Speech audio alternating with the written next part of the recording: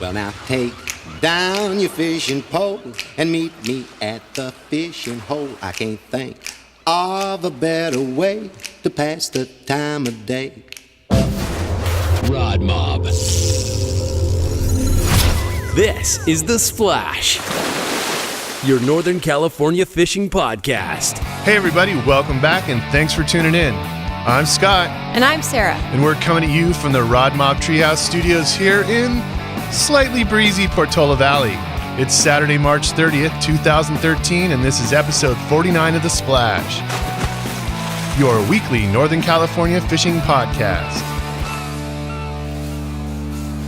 We got a packed show today with a ton of guests and the latest reports, so let's just dive right in. First, Sarah, why don't you kick us off with the news? Here's Sarah with the latest headlines.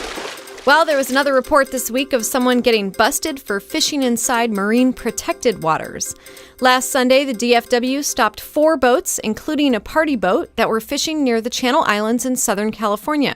They ended up finding numerous violations on all 4 boats. The San Diego Union-Tribune reports that the fishermen on the private boats were cited for fishing inside the marine protected areas, fishing without a license, taking rockfish in a closed area, and for taking rockfish in water deeper than 120 feet. The 4th boat the wardens cited was an 85-foot-long sport fishing boat that was fishing 5 miles south of Santa Barbara Island inside the Cow-Cod Conservation Area, where fishing beyond 120 feet of water is prohibited. Anglers on the party boat were fishing at depths of at least 170 feet, and wardens cited the boat's captain and crew for several violations. And the 611 fish on board was well over legal limits. Although the limit for ocean whitefish is 10 per angler per day, there were 371 ocean whitefish, 195 assorted rockfish, 12 sheephead, and 33 bocaccio on board for 30 anglers. The DFW says every fisherman and boat captain needs to be 100% aware of the marine protected areas and boundaries.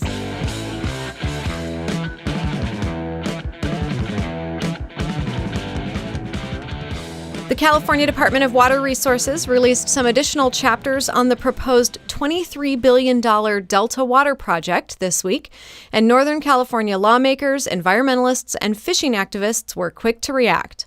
Kevin Parrish of the Stockton Record reported on Friday that Representative Jerry McNerney of Stockton and 6 other members of Congress spoke out Thursday against the latest details of the plan, saying it fails to address regional concerns. The Delta Plan calls for 3 new intake facilities near Cortland, 2 35-mile-long tunnels that would take water under the Delta just west of Lodi and Stockton, an ongoing use of the state and federal pumps near Tracy that supply water to 25 million Californians and 3 million acres of South Valley farmland. An analysis of the new chapters released this week shows that the Tracy pumps would still cause reverse flows and kill fish in water-scarce years, although state officials say the plan would result in a net gain in fish populations over time. The new document also calls for converting several Delta islands into 145,000 acres of tidal wetlands. That's about 1/5 of the entire estuary. Local representatives have opposed the draft released this week. A public hearing is scheduled for next Thursday, and a final decision is expected sometime next year. To learn more and see how you can participate in efforts to protect the Delta, visit restorethedelta.org.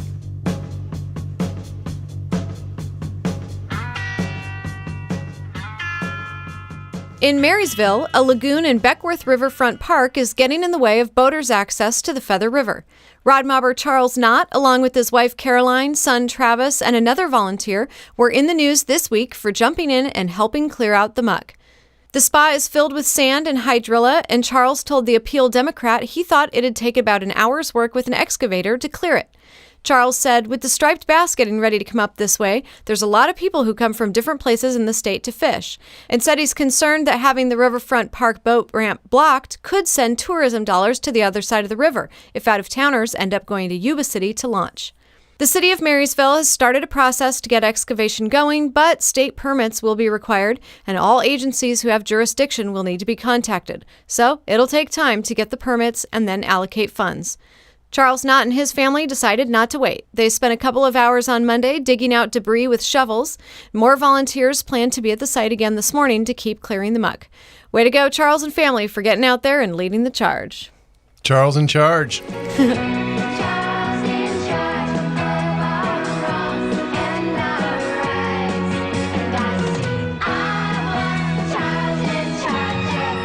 And we'll hit on the full event calendar a little later in the show, but there are a few events coming up this month we wanted to highlight for you.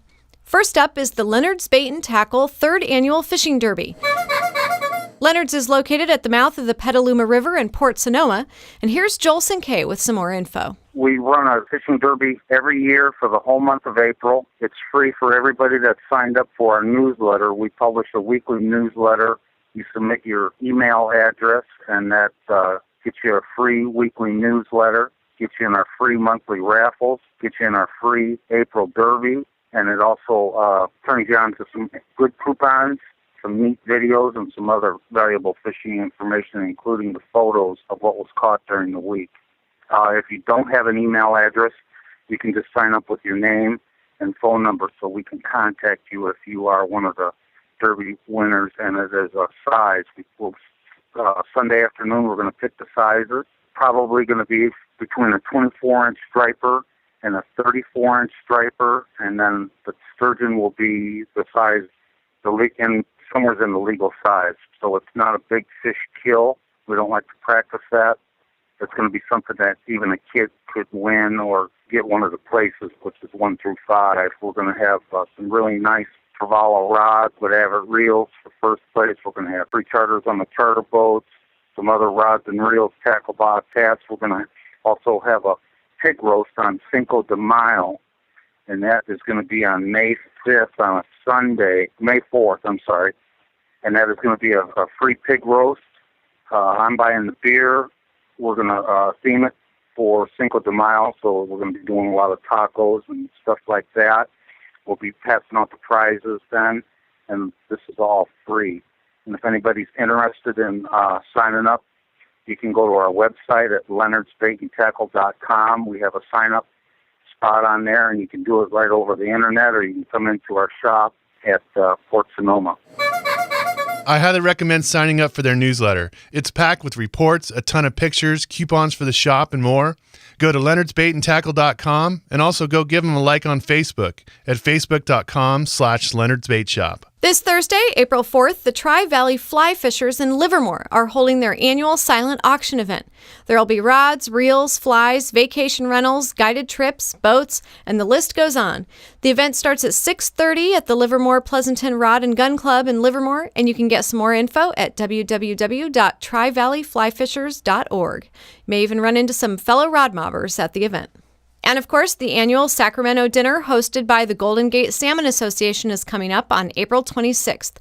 We spoke earlier this week with Executive Director John McManus about some of the great work the Golden Gate Salmon Association is doing. The Golden Gate Salmon Association is an umbrella organization that brings together a number of salmon advocacy groups, both sport, commercial, and from related industries like the tackle manufacturers, the seafood processors, etc. We've been around for a few years, and the main thing that we're trying to do here is take actions to restore and rebuild sustainable salmon runs so that all of our members can continue to fish on them while protecting the resource.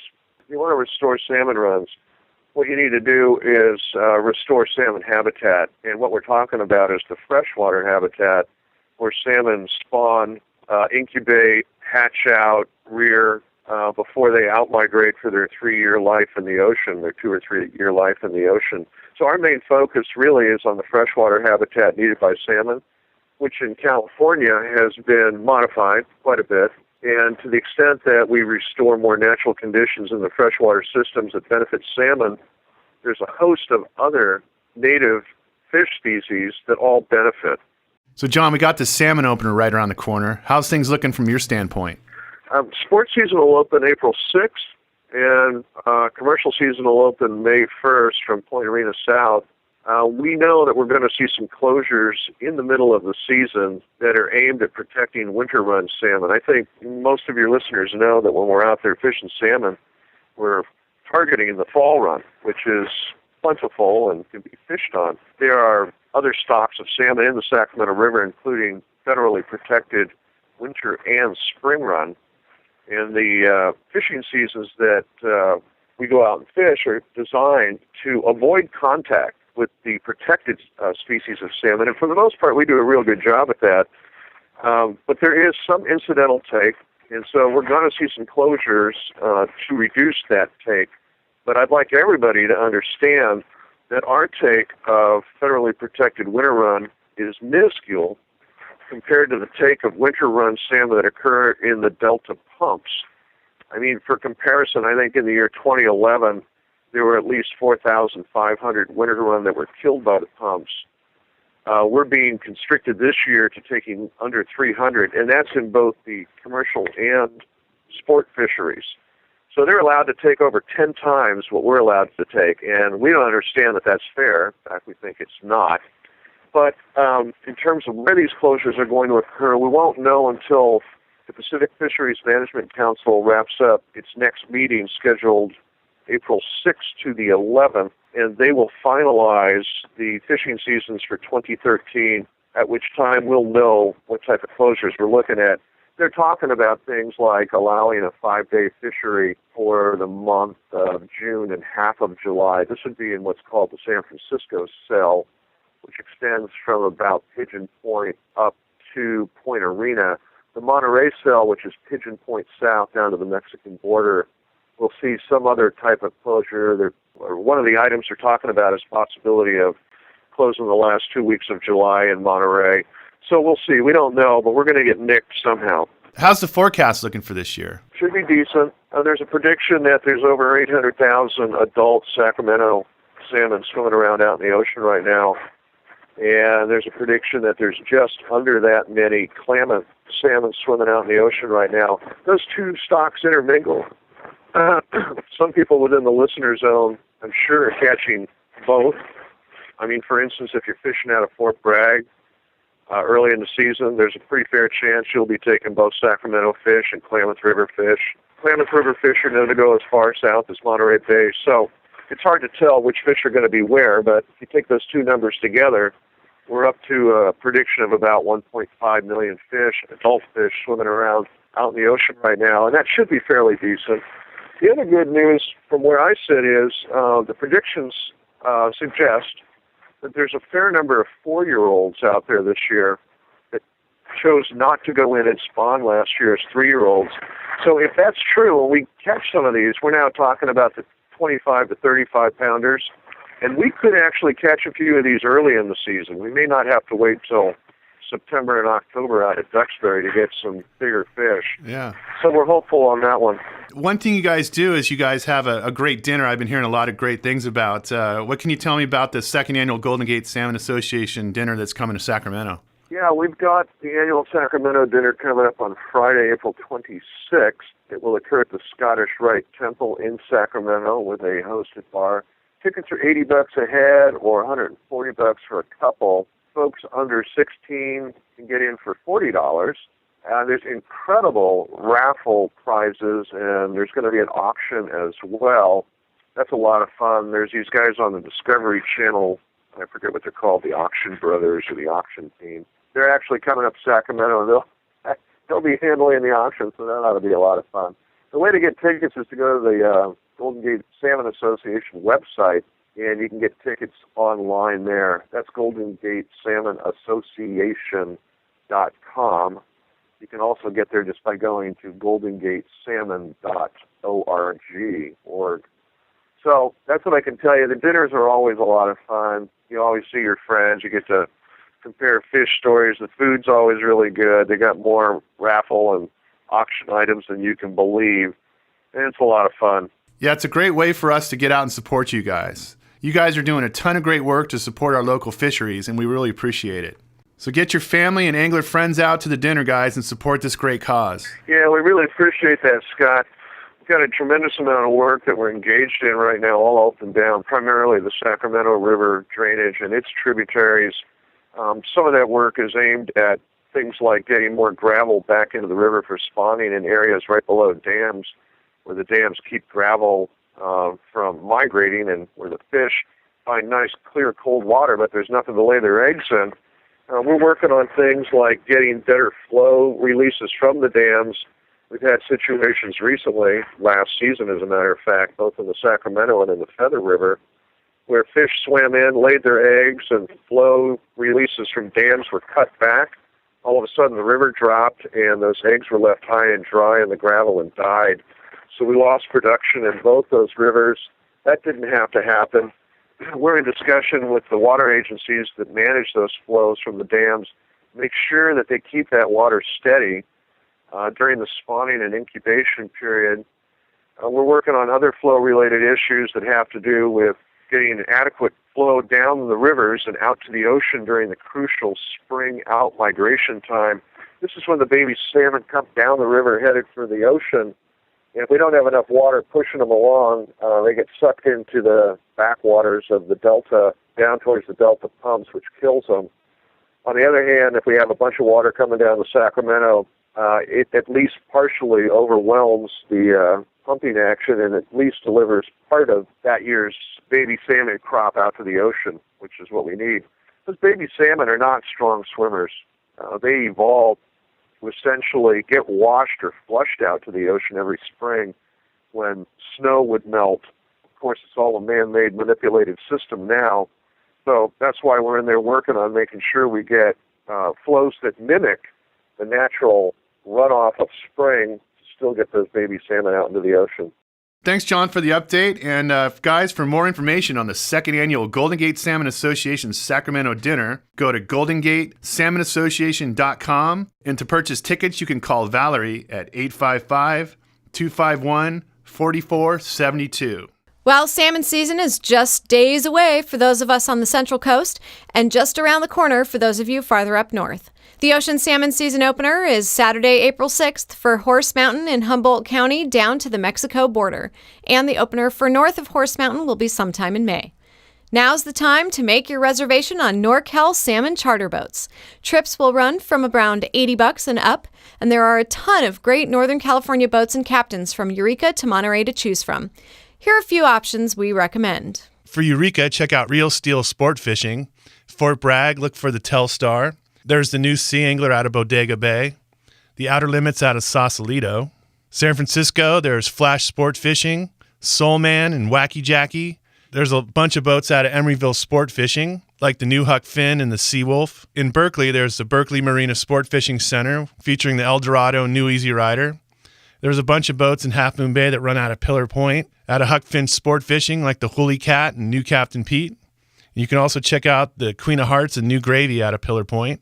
There's Stagnaros in Santa Cruz. Out of Monterey, you can check out Chris's Fishing and Whale Watching and Randy's Fishing Trips.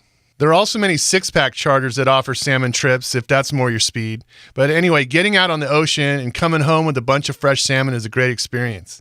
Invite your friends over, bust out the barbecue, the smoker, your favorite lox recipe, or just slap some fillets in the oven. Bon appetit, RodMob. Bon appetit. We'll post a list of the salmon charters in the show notes for this episode on RodMob.com. And if you'd like to recommend someone we haven't mentioned, just drop us a line at fishon@RodMob.com. Another effort the RodMob will be up to this salmon season is the RodMob Salmon Tracker. Follow the bud on Twitter. Just look for hashtag Salmon2013. And if you're out fishing and got one in the box, tweet your report and use hashtag Salmon2013. And be sure to include your GPS numbers in a picture. We'll also be bringing you a weekly version of Salmon Tracker Radio, which is our best of the sound bites taken from the VHF radio chatter of the fleets fishing for salmon on VHF channels 9, 11, and 19. And of course, we got your RodMob hotline giveaway going all month long. We'll be giving away at least 10 free shirts at the end of April. All you have to do to enter is call and leave a message with your fishing report on the RodMob hotline at 855-RodMob1. That's 855-RodMob1. Well, that's it for the headlines. Now for some tight lines. Here are the latest reports on the best Northern California fishing. Starting with saltwater, crabbing continues to be steady along the north coast. Boats are still coming back to the barn with limits. Shore anglers are scoring some rockfish, jack smelt, and some lings from the jetties. And speaking of salmon, Captain Rick Powers of Bodega Bay Sport Fishing told USA Fishing this week, "There is tons of krill in our area, and these are some of the best conditions for the salmon opener that I have seen in 10 years. Captain Rick says, "We have had brown water since February, and with it blowing hard from the northwest, there will be salmon feeding in the local area with all the brown water." Boaters from Pillar Point down to Monterey are still harvesting some crab, but many are pulling their pots to focus on salmon. In Santa Cruz, Alan Bushnell reports in this week's Fish Wrap that everyone's antsy for next weekend's salmon opener. Sand dabbers have been catching incidental salmon in areas near deep marine canyons. The SoCal Hole is producing sand dabs, and bankies are still targeting perch from the beaches and jetties. There have been a few small halibut found near the municipal wharf, likely staging in a classic spawning area. So, Alan says if the swell stays down over the next few weeks, we should be seeing the start of a productive halibut fishing very soon. In the San Francisco Bay, Captain Don Franklin, the Soul Man, has been busy hooking some limits of stripers to 13 pounds. He also found some halibut and caught and released a big black sea bass in the South Bay. The tigerfish got into some keeper halibut on the Berkeley Flats. Perch fishing remains steady off Treasure Island. Point Pinole anglers are hooking some sturgeon and small stripers. Some of the bigger striper reports came from the Napa River. All the latest in Northern California fishing. This is the RodMob. There's a lot of tight lines in the Delta. Good sturgeon fishing continues near the Mothball Fleet. RodMobbers Jonathan Politis and Jose Garcia targeted sturgeon out of Montezuma Slough yesterday and said oversized and undersized and nothing in between was the story for them. They had 2 at 33 inches and a swollen fatty at 65 inches. Jonathan says all of them had an undeniable craving for that ghost shrimp. We also had a report from RodMobber Alejandro Cuellar, who caught a 58-inch sturgeon in the Sacramento River on Monday. There's plenty of striper action all around. I was out there on Tuesday trolling the Rio Vista area and only hooked a couple stripers, but these were nothing compared to the monster stripers that RodMobber Scott Silva and his friend Eli got into this week near the Port of Stockton. One was 38 inches and the other one looked even bigger. Guide Jerry Neuberger of DeltaStripers.com has been having a ton of success targeting stripers on the fly. Here's his report. I have not had fishing like this for the past 3 years in the spring. We got just a lot of fish in on the main channels. There are a lot of 3 to 6 pounders. I've heard of one 40-pounder just being caught and released. Another guy caught a 14-pounder topwater on a fly in the morning yesterday. We got a 12-pounder subsurface yesterday, and my guys are catching about anywhere from 30 to 40 fish per rod, mostly fishing subsurface, but in the morning when the clouds are up and the low light, they're catching a fish topwater as well. So it's been some really exciting fishing on the main channels of the San Joaquin lately. Nothing, haven't gone inside the Delta, haven't gone to Frank's Tract, haven't gone to Mildred, Connection Slough, any of those areas, because the main channel's producing so well that there's just no reason to go inside. Presentations that have been working, if you throw on topwater, you want to throw not a popper, you don't want a bass popper. You want a fly that sort of slides across the surface. And what you do is you point your rod tip right at the fly, rod tip in the water, and you just use a steady strip back toward the boat. No pauses, just keep it waking toward the boat. And if you see a fish going for the fly, do not lift the rod tip. You just keep on stripping and wait until that fish picks that fly up in his mouth and you feel the load on the line. Then go ahead, lift the rod tip, set to hook, and that fish, they're just flat. They're flat explosive when you hook them up on top. I think they run twice as hard because they're just so surprised at what happens. Now, subsurface, what we're doing is I'm graphing most of my fish within 3 feet of the bottom. So we're using pretty fast-sinking lines that sink about 9 inches a second, like T14 or LC13. And we'll cast out.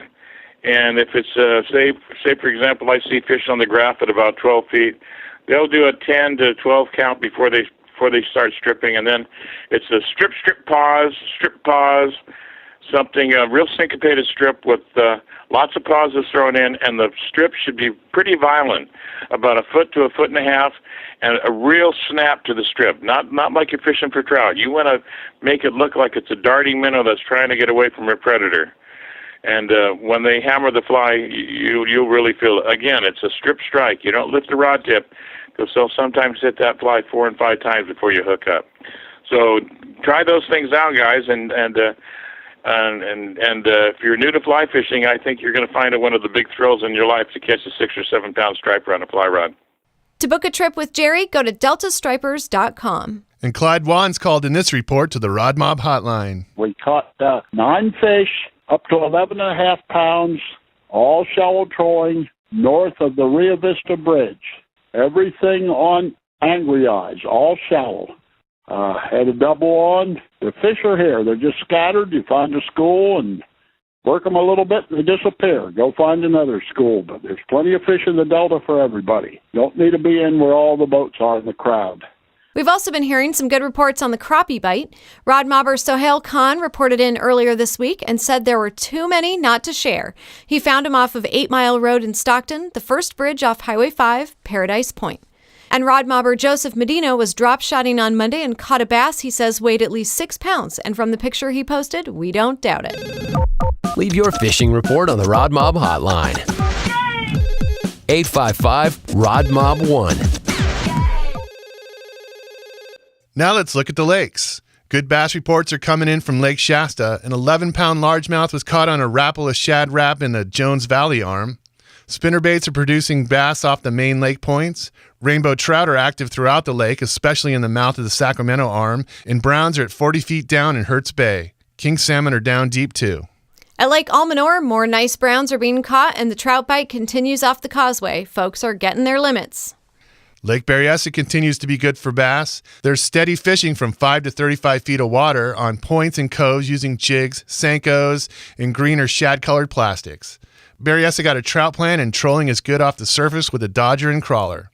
And RodMobber Scott Pearson reports that the kokanee are heating up. He got his limits on Tuesday. The bass and coho bite is still on at Lake Oroville. Bass to 4 pounds are being taken off the banks. Robo worms off the shore at Lime Saddle are producing good numbers of black bass, and the coho action is in the Middle and North Forks. Anglers targeting bass at Folsom Lake are hooking up along the shores and rock piles. There's been an on and off bite for trout and king salmon. The bass bite is picking up at Lake Collins, and they continue to release more and more trout. Both trollers and shore anglers are scoring limits. A 7-pound bow was caught last week. And RodMobber Eric Miner's been nailing bass lately, posting some great pictures on our Facebook page. One of the fish he caught this week was a 7-pound, 13-ounce hog at Arden Pond in Sacramento. He also caught a 10-pounder at Mather Lake in Rancho Cordova. In the East Bay, San Pablo Reservoir continues to be a top spot for trout. Lake Del Valle, San Pablo, Lake Chabot, Quarry Lakes, Shadow Cliffs, Contra Loma Reservoir, and Los Vaqueros Reservoir all got trout plants last week, helping anglers get on the bite. RodMobber Scott Allen reported in on Wednesday from Lake Temescal. Scott said he got an easy 3-pound trout there. A steady striper bite continues for trollers at San Luis Reservoir. Shore anglers have been doing well in the forebay around Check 12 with pileworms and anchovies. And in the foothills, the bass bite is good at New Melones, reports Glory Hole Sports. The big ones are still showing up, and more of the smaller, easy-to-catch fish, too. The giant fish are being caught on mainly jigs, worms, and swim baits. Try fishing main lake points leading into spawning areas.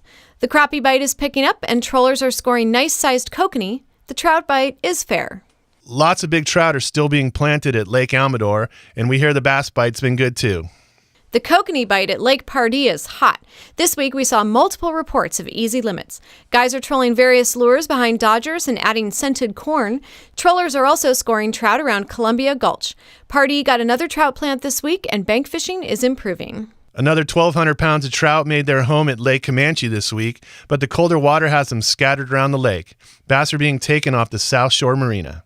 Guide Monty Smith reports that the trout bite is happening at Lake Don Pedro, trolling around Schoolhouse Point to Waterford Bay to Ramus Creek and open water. At Lake McClure, there's been good king salmon and kokanee action for trollers in the channels between the dam and Barrett's Cove. Bass are still hitting on minnows. Spotted bass and kokanee are biting at Bullard's Bar. The kokanee are chasing bright lures behind dodgers, and the bass are liking Senkos. In the Sierras, Lake Tahoe trollers continue to find plenty of browns and macks off Crystal Bay and the South Shore. Shore and pier anglers are hooking rainbows at Donner Lake using power bait and worms, and trollers continued to target Mackinac. Looks like the good report that Rick Kennedy of Tightline's Guide Service had for Lake Stampede last week was just what the folks were waiting for. Western Outdoor News reported that there were 25 boats out there last Sunday. Rick hit Stampede again with clients on Friday and said the bite wasn't wide open, but they did get a couple of good-sized fish, including a 13.5-pound mack. For an update on Pyramid Lake, here's Valarie Taylor from the Crosby Lodge. Well, it's starting to pick up a bit there. The guys got a little worried for the last 2 weeks. It's been really quiet and really hard to get the big one. But since then, starting to pick up on 321. Brianna Nicholson brought in a 15-pound, 33-inch. 323, Joseph Lopez brought in a 16 pounds, 11.2. And then on 326, we had Glenn Lemon bring in a 19-pound, 4-ounce. So hopefully it's going to pick up even more. Fantastic. And how's the weather been? The weather's been gorgeous, absolutely gorgeous. We had a little bit of wind. It got cloudy yesterday, sprinkled a little bit, but today is absolutely gorgeous. Do you know what techniques are popular these days? Well, I can tell you that Joseph's fish, he lands that with crankbait. That was over across Anderson Bay. And bleeding frogs are doing really well, the U20s. We've also had red and white spoons. Either bleeding frog in the spoon is doing really well, too. So it's a little bit of both from shore and from boats. And Valarie, you do a great job of posting all these pictures. Where can folks see these fish? Well, they can go to our website at www.crosbylodge.net and see them there, or they can go to the Pyramid Lake Fishers page on Facebook and see them. Cool. And if we want to book a room at the lodge, how do we do that? You just give us a call at area code 775-476-0400, and the girls will be happy to help you. On the rivers, this week we're happy to have Kenny Priest with us to report on the North Coast rivers. Kenny covers all the latest North Coast fishing in his weekly column, Fishing the North Coast, for the Times Standard out of Eureka. Here's Kenny's update. Well, on the North Coast this weekend, unfortunately, the steelhead season is coming to an end for most of the rivers. There are a couple rivers that are going to stay open. The Smith River is going to be open until the end of April, and the main stem of the Eel River is going to stay open actually all year. So there is some more opportunities, but I think for the most part, I think anglers up here are kind of moving on to something else right now. And we've been hearing it was a good steelhead season. Would you agree with that? I think it was a phenomenal steelhead season, on all the rivers. We didn't have a ton of rain up here, and the rivers didn't really rise a lot.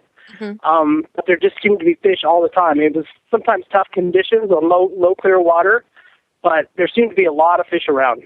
Have you been out fishing this week? Any reports to share? I actually was out today. I fished the Van Dusen River today, which is one of the rivers that closes on Sunday, and it was really good. Actually, I think we hooked 8 fish, and we landed probably half of them, and some really nice fish, some brand new fish too. What techniques were you using to target those fish today? We were pulling plugs a little bit, and also just side drifting roe. I would imagine folks up there are starting to think about salmon season. Yeah, I think people are moved on. Honestly, I think people are done steelhead fishing. People are really getting excited for salmon season, which is going to open either May 1st or May 4th. Last year up here, the season was just phenomenal. So I think people are just kind of itching to do that. You can find Kenny's reports at www.timestandard.com/Fishing the North Coast. Also be sure to check out the Fishing the North Coast Facebook page. Kenny updates it all the time with great pictures and reports. Guide Scott Feist of Feisty Fish Guide Service is back on the water and had this report. Man, the latest and the greatest. We're just starting to chase the striped bass. I'm sure you and the listeners are well aware that there's some wide open fishing going on, down in the Delta. A lot of those fish are just starting to leave and coming my way. So I've been spending quite a bit of time out on the rivers, primarily the Sacramento. Not so much the Feather, just being, lower flows this year so far. So I'm kind of focusing my energy more on the confluences down in the Verona area, kind of waiting on some of these first couple big pushes of bass coming through. The boat's great. Everything's great. I'm really looking forward to 2013, especially the striped bass season, and then, looking down the road towards salmon. I'm actually on my way to Ward's Landing on the Sacramento River to run my last sturgeon trip of the year. So I'm going to run an afternoon, early evening sturgeon trip, and hoping we catch a few prehistoric beasts. Usually the best bite as of late has been, from 5 to 10 p.m. So we're going to be out there during then. What special things do you do when you fish at night? Anything extra? No, typically in the rivers, we're using, a variety of baits. Ghost shrimp, pile worms, probably being, number one. But anything stinky down there, I ran my last sturgeon trip was about 5 or 6 days ago. We hooked 5 of them, got spooled by a couple, lost a keeper right at the boat, and we ended up landing our last fish. We ended up landing 55.5 inch, and that was caught on anchovy. You just never know. You put something stinky down there, and the sturgeon are feeding, they're feeding, and if they're not, they're not. I mean, that's the bottom line with sturgeon. Well, how can our listeners get a hold of you and follow what's going on with your service? Best 2 ways, really, is my website at www.feistyfish.net or Facebook/Feisty Fish Guide Service. I keep, daily, bi-daily, sometimes 4 or 5 times a day, updates on when and where and what's happening, what's hot and what's not. You guys got to definitely check out Scott's stuff. He's always got great pictures and great reports, and he's just been nailing the fish, and it's just been great. And we got a report on the RodMob hotline this week from guide Matt Heron. Here's his report. Hi, everyone. This is Matt Heron with Matt Heron Fly Fishing up in Lake Tahoe in the Truckee area. Phoning in today to give a report on our current fishing conditions on the North Shore. We definitely are in the early spring stages of fishing this year. We're starting to finally see some bugs, although the water temperatures are still pretty cold. The Truckee and Little Truckee are starting to produce better numbers than they were a few weeks ago of fish. We're getting into some browns and rainbows. The Little Truckee is in spring flows. Water's pretty high, but we're definitely getting into some fish. We're seeing some mayflies, some winter stones, more specifically some Baetis mayflies. And on the Truckee, we're still waiting for those water temps to go up a little bit, although we are catching some fish using indicator rigs, fishing pretty deep. Make sure your flies are on the bottom if you do get out there. Other than that, things are going pretty well. Things are also going to get a lot better over the next couple weeks or month even. We're waiting for those water temps to go up a hair, and we should start to really see some consistent hatches for the first time later this spring. If you have any questions about guide trips or more detailed reports, you can contact me at area code 518-225-6587 or stop by our website at mattheronflyfishing.com. Have a great day. See you guys on the water. Woo! Fish! Woo! All right! Catch of the week. This week, our podcast artwork comes courtesy of Kenny Priest. He sent us this shot of a beautiful steelhead he caught yesterday on the Van Duzen. He said it was one of the biggest and brightest downers he's ever caught. Thanks for the photo, Kenny. Thanks for being on the show this week. And congratulations for having this week's Catch of the Week.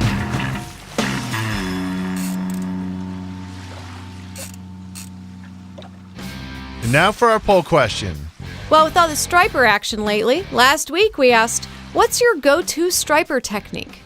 Well, 46% of you said bait, 44% said lures, and 10% said flies.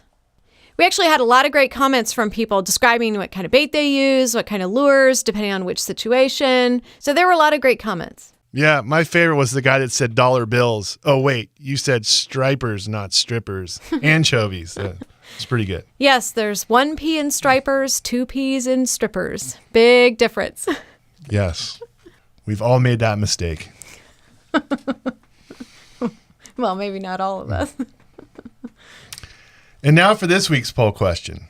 With the beginning of salmon season, the subject of Northern California's fishery future has been popping up a lot lately. And it's not just salmon. So this week, we want to gauge people's concerns about the future of fishing in California. How concerned are you? Head on over to RodMob.com and cast your vote. Upcoming events you won't want to miss. Here's the RodMob calendar. For the month of April, Leonard's Bait and Tackle is hosting the 3rd annual fishing derby. Check out leonardsbaitandtackle.com. This Thursday, April 4th, is the Tri-Valley Fly Fishers Silent Auction we mentioned earlier in the show. The event will be at the Livermore Pleasanton Rod and Gun Club in Livermore, starting at 6:30 p.m. For more info, visit www.trivalleyflyfishers.org. April 4th is also the Golden Gate Salmon Association Sonoma County fundraiser event in Santa Rosa. Call 855-251-4472 or go to goldengatesalmonassociation.com.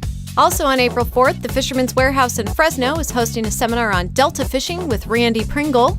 And Captain Khan will be speaking about salmon fishing at the Fisherman's Warehouse in San Jose. April 6th and 7th is the Rancho Seco Recreational Area Trout Derby.